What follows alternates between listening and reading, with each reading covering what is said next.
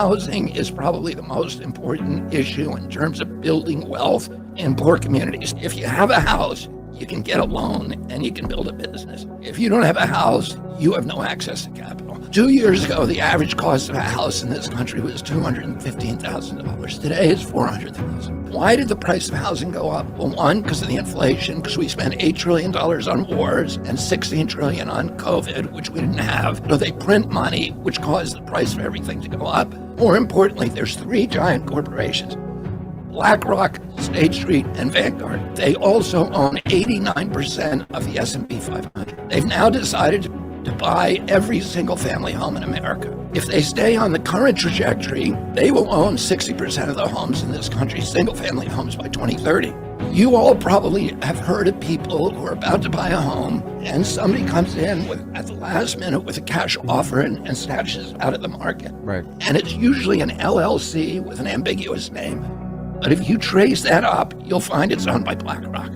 And because they have a huge bank book, the cost of money and interest to them is tiny, which means they can outcompete your children. Well, your kids do not have a chance to buy that home because they can't outcompete Blackrock. Let me tell you what I'm going to do. One thing, I'm going to try to change the tax code to make it unprofitable for those companies to compete against your children for housing. Number 2, I'm going to make a mortgage available to Americans at 3% interest. And I'm going to do that without raising the debt. And the way I'm going to do it, if you have a rich uncle who will co-sign your mortgage, you can get a very cheap mortgage because the bank is basing the interest rates on his credit score rather than yours.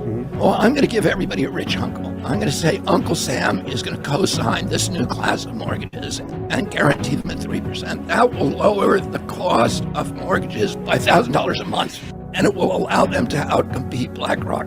And I'm going to finance those mortgages by selling tax-free bonds on the open market. It won't be financed with federal tax dollars and contribute to this incredible debt that we have.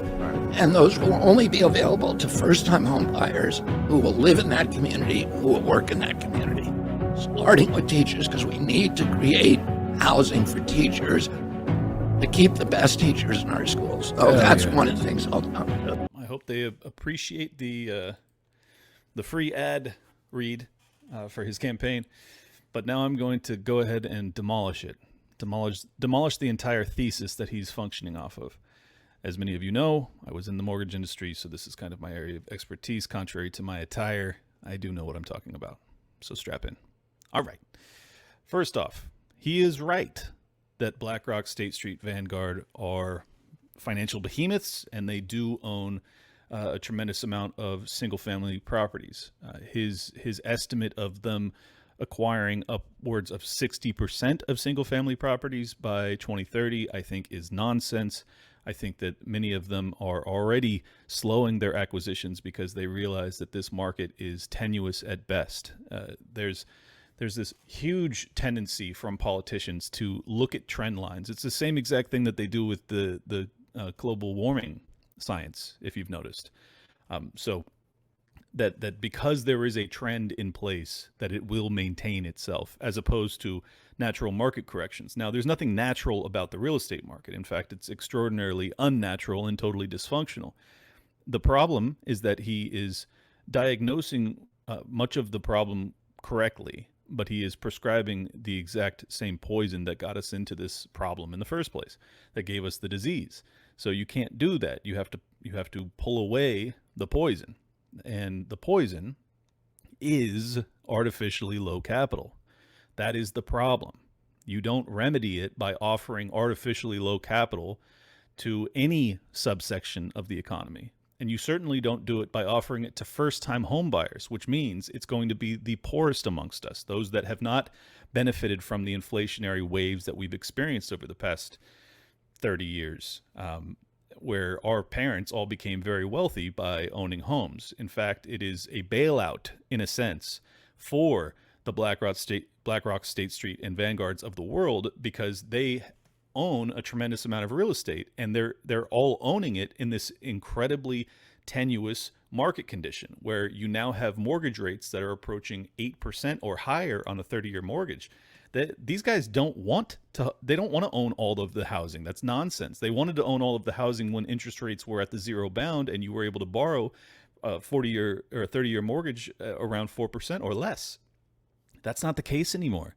The mortgage rates are north of 8 in many markets, and that's not going to be sustainable at these price levels. We have record high housing pricing, record high, okay? Higher than 0506. It's the highest it's ever been in our country's history. Do you think that that's sustainable with interest rates having more than doubled on the 30-year mortgage in a year? No, of course it's not. So what is he prescribing here? He's saying he's going to offer them 3% mortgages because they now have a rich uncle, aka these tax-free bonds that he intends to sell, which I do appreciate he's going with tax-free bonds as opposed to, just guaranteeing it and lending the money from the Treasury. that is preferable. But it doesn't change the fact that what this amounts to is he says quite specifically, this will now enable first-time home buyers to outcompete the Blackrocks and State Streets and Vanguards when it comes to acquiring these properties. Do you want them to be able to outcompete? Do you know what that means to outcompete? It means that they pay more, that they offered more for that house, that overpriced house. So what does it mean? It means that these first-time home buyers will be buying starter homes that are way overpriced. We're talking $450,000 in most markets and way, way higher than that in the markets that I've lived in throughout my life, San Diego, Miami. I mean, we're talking $750,000 for starter homes in some of these places. Do you want the poorest amongst us to be basically bailing out these companies that have these huge portfolios of single family properties? What they're going to do, let me just tell you, as someone who actually managed a portfolio of thousands of houses, I would absolutely and gleefully liquidate my portfolio into this elevated market that is created by this government subsidy, where the first-time home buyer is coming in and they're basically picking up the bag. They're saying, okay, I can finally buy a house because Bobby over here has guaranteed me a loan, and I'm going to do that. But I'm going to offer $500,000 for this starter home. And BlackRock and State Street and Vanguard are going to go, all right, you got it. It's yours. Good luck. And then on the flip side of that, they're going to start to liquidate, and they're going to start to put their portfolio into other asset classes that aren't so hyperinflated. These guys aren't idiots. They're not just going to sit there and wait for the bottom of the market to fall out. They're going to look at it. They're going to do the same analysis someone like me, a professional in this market, would do. They're going to look at it and they're going to say, okay, this market is overinflated. It's time to move on. Or we're going to slowly trickle out our portfolio. We're going to sell, 30% of it per year over the next 3-4 years, and we'll get out entirely. If you think that that's a win, you're wrong. What that means to these guys is that then they take record profits because they bought during the down market, and they're gonna end up flipping them for a huge gain, which means that you've now bolstered the balance sheet of some of the worst corporate actors on the planet, if not the worst. And now what does it mean? Now it means that you have all of these first-time home buyers who only qualified because of RFK Jr.'s loan guarantee from Uncle Sam that are now sitting on these houses that they've acquired at the record high price level. Record high. Do you think it's going to continue to skyrocket from there? I would argue no. No, it will not. Because we still have inflationary pressure, but what is happening on the flip side of that? You have the Federal Reserve, which has been hiking the Fed funds rate at a breakneck pace. You have the 10-year T-bills that are bleeding all over the floor. They're down over 50% in a year. 50%. That is catastrophic. What does that mean? It means that the banks are then in trouble, that they're struggling, that their balance sheets are a mess. So then they have to look at their portfolio and go, do we want to be lending into this market? And the answer, if they're viewing it in a reasonable, prudent, fiduciary-like fashion, will be no. And they'll start to increase the stringency of their requirements for loan applicants. And I'm not talking about the first-time home buyers, because apparently Bobby's got them at 3%. But then if you've already bought a house but you want to buy a second home, well, you got to pay 8.5%. You ain't going to do that. You're going to bail out of the market. So I agree with him that there is some pressure, some added pressure to the pricing of housing based off of the acquisition practices of the biggest money managers on earth. But that's not a reason to prescribe more of the poison. It's not. If you want to actually solve this, let me lay out some. It's going to be painful, but I can tell you what needs to happen. And it's not more government intervention. If you just look at the student loan market, what did we get from that? You got guarantees to the least qualified borrowers on earth, which is high school kids, basically 18 to 20-year-olds. And you're giving them loans, government guaranteed, so they obviously are going to qualify. But then what did they do with them? They went and they got degrees that didn't have a marketable value at the end of the road. So then what? Now you have to apply another Band-Aid. So you apply the Band-Aid of the government guaranteed loan. Well, now you have to apply another Band-Aid when they can't pay them, which is freezing them, which is forgiving them, all that stuff. Where does that ultimately end up? Well, it does ultimately end up on the taxpayer, does it not? So while he's saying this won't end up on the taxpayer, well, what about when the defaults happen? What about when the banks are underwater on their real estate portfolio and they start to liquidate? Or they stop lending, and then they end up underwater, and then they start to liquidate. Are you going to bail out the banks? Probably so. They're too big to fail still. In fact, they're even bigger than they were in 07 and 08. So, yeah, they're going to bail them out. And who ends up holding the bag? The first-time home buyer. And then when the market corrects, who swoops in at the end of it? BlackRock, State Street, Vanguard. So you're essentially allowing them to get out of the market at the top, put all of their capital into bonds or whatever they think will be liquid and hold value better than the real estate market, wait for the correction, which will inevitably come, and then they swoop in as the buyer of last resort in a true catastrophic down market, and then they acquire all of these housing units that you thought that you were so graciously offering to these first-time home buyers. It's a disaster. It doesn't work. So now let me tell you what would. It's not going to be easy. It's not going to be pain-free.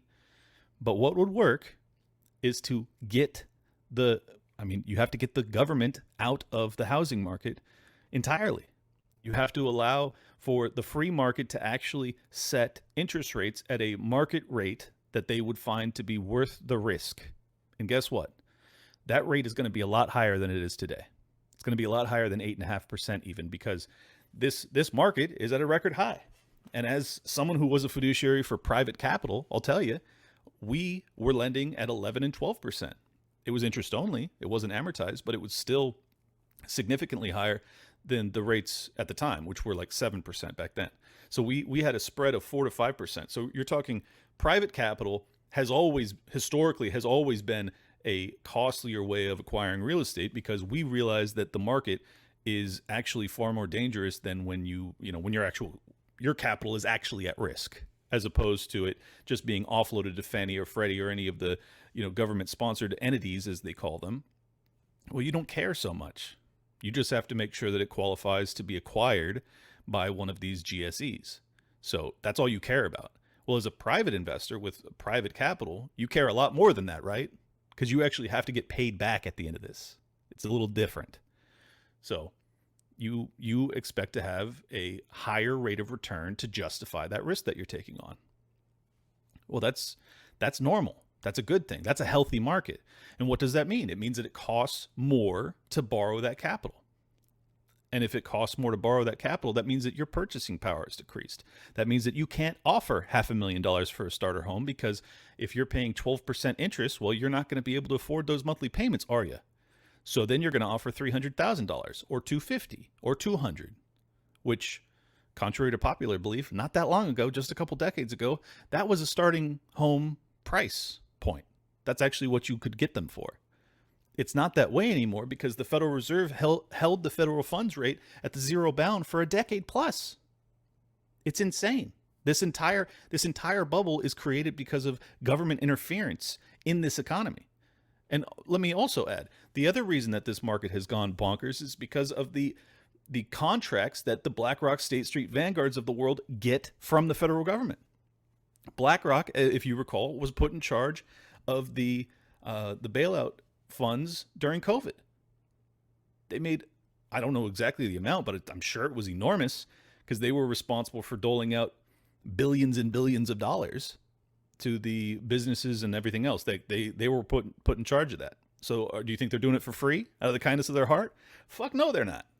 They're getting a cut. So you make them more wealthy, right? You make them more wealthy, which gives them more capital to allocate towards the real estate market, which means that they acquire more units of housing, which ultimately means that you are actually creating this problem on all fronts. All of it is government created. Okay? So do you fix that by giving them an out?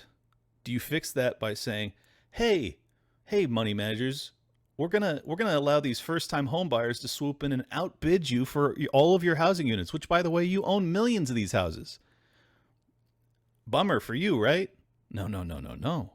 Larry Fink and his boys are going to say, fucking awesome, man. Now I get to sell all of these millions of housing units that I've acquired into the highest market in American history. Hooray. Victory. You get it? I hope you get it. So that's the answer. You have to get the Federal Reserve to stop being the baseline rate by which other interest rates are set for private capital or institutional lending. You have to get them out of that game. You get them out of that game, interest rates are automatically significantly higher than they are today. That means that the purchasing power of buyers is decreased, and that means that the pricing of housing will come down to earth. Now, here's the downside of it, and I'm sure if you're smart enough, you've already figured it out. That means that price levels are going to come down a lot. And that means that a lot of people that have put their life savings into housing, they're going to be taking a beating. But the reality is, the only reason they made that money is because of the government's manipulation into the economy in the first place, and particularly into the real estate market. So, while it's unfortunate for them, you have this trade-off that you have to decide what you're going to do. Basically, it's arguing to argue for the status quo in this regard is to say the people that benefited the most from the Ponzi, we're going to continue to bail them out to the detriment of everybody that's not involved in the Ponzi, to everyone that was smart enough or poor enough that they couldn't be a participant. That's what RFK is actually arguing for. We're gonna help the biggest beneficiaries of the Ponzi scheme. I say, fuck all that. You don't benefit the participants in a Ponzi scheme. You say, you invest in a Ponzi. You're going to take some losses here. That's the nature of investing. You done fucked up. Sorry. But what does that mean on the flip side? Those that were smart enough to save and invest and not purchase real estate because they realized that it was a bad investment, they then benefit, because then they can be the buyer of last resort. Then they can be the ones that are acquiring real estate when it comes down in price, organically, naturally, in a real market. Not to mention, if you actually get rid of the interest rate setting from the federal government, well then BlackRock and State Street and Vanguard, they don't have so much capital to deploy anymore, because the whole broader market is going to come down to earth. And I know what you're thinking. Clint my 401k, Clint my housing development, Clint my rental property, Clint my Airbnb, Clint my primary residence. I get it. I get all of that. But it's not fair. It's not fair to the young people amongst us that will never be able to own a home, because this system is propped up as a literal house of cards. House, that was the literal part. Otherwise, it's just a fun metaphor. My strong belief is that that is not the foundational building blocks by which you can create a strong civilization. RFK is absolutely right that owning a house has been the biggest, first step on the ladder for anyone to accumulate personal wealth. And that's a very important thing, and it's a very valuable thing. But the primary reason that it has been so important is because it has been a bull market for 40 fucking years, with, big trow in the 08 through 10 period. But it has just been a straight bull market ever since, guess what? Ever since we saw the central banks do what they're doing now. which is astronomically hike interest rates. And what did that do? It brought down housing to bare bones levels. We're talking 1980, when you couldn't get a mortgage for less than 17, 18, 19%. That's what we need to see. If you want to save the dollar, if you want to defend the reserve currency status of the US dollar, this is the only answer. It's the only answer. If you don't care about that, the alternative is to exit to Bitcoin. That is the only answer on the flip side. Those are your answers. There is no pain-free answer. What he is prescribing is additional pain for the young. I think that is immoral. And speaking as someone who owns housing, who has made a fortune off of housing, I'm being honest with you, and I am telling you this is not to my benefit either. I own housing. It would not be to my benefit for the real estate market to come down. It's the right thing to do, though. And it's the right thing to create a strong foundation for a future for this country, to allow young people to actually acquire real estate that they can afford at a price level that is in alignment with actual market factors, as opposed to this bullshit inflationary nonsense that we've been dealing with. And then on top of that, you have to stop the spending from the federal level. You have to. Austerity is here. It has to stay, and it has to be absolutely viciously severe. That's the only way you can actually deal with the $33 trillion in debt. I'm telling you the truth. I'm telling you what would have to happen if you want this to actually be resolved in a true free market fashion. Now I'll tell you what's going to happen. None of that. None of that's going to happen. The only thing that might happen, and I think that this is probably the middle ground that is most probable, is that the federal funds rate will be maintained at a very elevated level. You will ultimately see really catastrophic losses amongst the banks. The banks will stop lending so aggressively into the housing market. The housing market will correct downward. They will experience even worse losses on their loan portfolios, or their books, as they call them. And then you will see lower entry points into real estate, but at significantly higher borrowing costs for the buyers. And that will be the opportunity for some first-time home buyers, some of the young people, to acquire their housing, to start a family, etc. But it'll be so catastrophic because the banking institutions are so over-leveraged that you will ultimately see a terrible recession, if not a depression, and then probably see the government intervene once again to bail them out. That's the truth. Sorry. I hate to be the bearer of bad news. But I just like you guys to know what's most likely to happen. Now, what will happen? Anybody's guess. I don't know what will happen. I'm not, I don't have a crystal ball here. But I think that's what should happen. That's what they probably will do, and that's what will probably happen.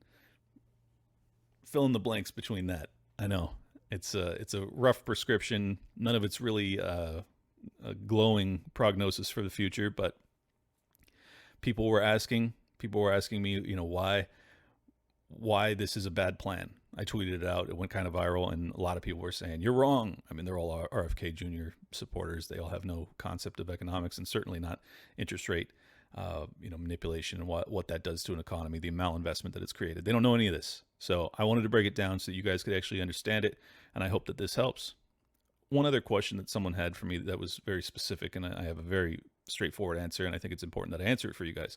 They said, why is it that there are no other banks out there, private banks? Or, there's very few private banks, first off, and true private, as in they actually use private capital, like depositor capital. They said, why won't they lend at 3.5%, 4% 30-year mortgages? Well, friend, very straightforward. You could do that at enormous risk, or you could just buy T-bills for 5%. Short-term T-bills. You could lend at 30 years to some dude to buy a house, or you can lend to the federal government at 5% and be able to liquidate within 6 or 12 months. Which one would you do? Just be honest with yourself. The answer is so obvious. You're not ever going to lend. No one will ever deploy capital in a true free market at 3.5% to 4% on 30 years fixed. It's the stupidest investment in the history of mankind to do that. It's a terrible investment. So no one's going to do it. And now that the Fed funds rate is north of 5, well, you'd have to be like suicidal to do it, because you would automatically be taking losses on capital and taking on additional risk. So the answer is they won't do it because they're not crazy. Sorry to break your heart. I just wanted to be very direct as to why. The truth is, the expected rate of return on capital in a true free market is going to be 8 to 10% annualized usually, because you're trying to make enough return on your capital that it, rule of 72, 8%, you can double it in 10 years basically. Like that's what you want to be doing. You're investing. You're delaying gratification. You expect to have a return on that investment. Why would you do it for less? Otherwise, just sit on it. Now, this is all primarily driven because the inflationary pressures are so high. So if we were living in a non-inflationary environment, perhaps 4 or 5% annualized expected rate of return would be reasonable. A lot of people would accept that if you didn't expect your savings, the money that you're sitting on, to decrease in value over that period. But that's not the environment that we're in. We're dealing with, in my humble opinion, somewhere in the ballpark of 9 to 10% annual inflation. So that means that if you want to make an actual rate of return, a realized rate of return as opposed to, a paper one, you're going to need to make more than 10% annualized to make anything real, because it's being wiped out by inflation otherwise, correct? So if the if the inflation rate is 9 to 10%, you're going to want to make 12 or 13 so that you can actually make a real 3 to 4%. Get it? I know this is complicated, but I think most of you guys have been listening to me long enough that you'll be able to follow this. And that's why. And RFK Jr., God bless his heart, I don't even think he's like necessarily doing this out of malice. I think it's probably sincere that he thinks this is the best pathway to try and get more young people, especially since he categorized it saying only first-time homebuyers will be able to take advantage of this plan. That's not how it works, Bobby. The inventory is owned by the biggest, financial behemoths on earth. They benefit because you're now giving them additional buyers that otherwise would not have been players in this market. They benefit from that. Now, are you truly their enemy, or are you their unwitting ally? Now, as you can tell, this episode was brought to you ad-free because I love you guys, and I wanted to make you smarter investors, and hopefully that'll benefit you long-term in a way that is invaluable. This is a lifetime of education that you got in about 30 minutes, and I hope that it helps. Genuinely, I do. If you want to support my work, go to libertylockdown.locals.com to sign up to become a supporting member of the show. I had a 30-minute segment with Michael Rectenwald that was only available over there, and I'll try and do more exclusive content over there. I apologize. I have been lacking, but I know most of you are just supporting me over there because you want to, because you love the show. So thank you guys again. If you want to pick up one of these hats, go to toplobster.com. All the links will be in the description below. And last but not least, and maybe most importantly, Timcast IRL Miami. I will be one of the many, many special guests, including potentially, so I've been told, tomorrow night, Matt Gaetz will be there. And as far as I'm concerned, he's a hero for what he did. Whether or not it's political angling for a governor run in Florida, I don't care. I love it. I love it. Go for him. Go for Kevin McCarthy. I loved it. But yeah, it'll be me, Luke Rakowski, Josie, Ian, the whole Tim Pool, obviously, Patrick Bet David. It's going to be awesome. And this is the most important part. If you use code LOCKDOWN, you'll get 20% off the ticket price. So I don't get paid anything for this. They offered that to me for my audience to get a discount. I know it's last minute notice, but they had a handful of tickets still available for sale. So they gave me a promo code for a discount. And I was like, well, let me send this out to my audience on a Thursday night. And you guys can hopefully, if you're in the area or within a quick flight, you guys can come down. It's going to be an awesome show. I cannot wait, and I can't wait to meet you guys. So I'll link to the tickets down below. Promo code LOCKDOWN gets you 20% off. I make nothing off of it. This is just to help get more of you guys out there so I can meet you. I love it. And last but not least, hit the like button. Leave a comment if you think I'm wrong, if you think RFK's got this nailed down and that he's economically more savvy than I am. Please, let me know. Let me know why. I'd appreciate that. And last but not least, share this around with people, particularly young people in your life, so that they can understand really what they're up against when it comes to the real estate market and why it's so out of reach for them as it currently sits, and why they should not be advocating on behalf of RFK's plan. It will be, I assure you, it will be to their detriment in the long term. So I hope that helps. See you guys soon. Hopefully, see you tomorrow night at Timcast IRL Miami. Welcome to Liberty Lockdown. Please scan your barcode. Your liberty ain't gone, but yeah, it's on hold. Where did it come from and where did it go?